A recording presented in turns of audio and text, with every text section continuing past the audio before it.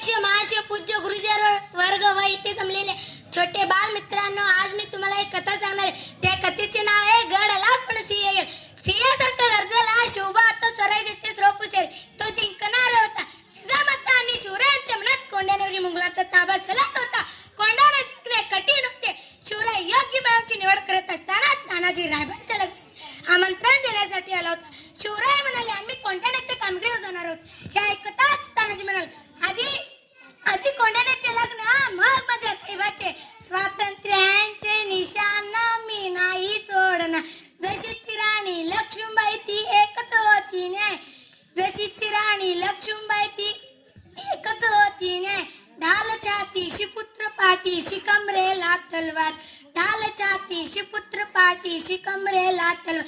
तानाजीने गडापती डेहळणी केली. पश्चिमेकडील उंच उंच कड्यावरचा चढायचा बेत केला. काही मावळ्याने हिमतीने गडा चढून दोरा घट्ट मारला.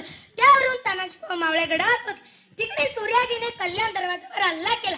लढाईत तलवारा खणखणाल्या, डाली वाजल्या. तानाजी सिंहासारखा लढला. शेवटी तानाजी व उदयभान दोघेही दारात पडले. तानाजी पडल्याने मावळे पळू लागले. सूर्याजीने कड्यावरचा दोरा कापून मावळ्यांचा मार्ग बंद केला. घनघोर लढाईनंतर घरचर झाला, पण तानाजी गमावला. ही बातमी ऐकून शिवराय दुःखी झाले आणि म्हणाले, गड आला पण सिंह गेला. कोंढाण्याचे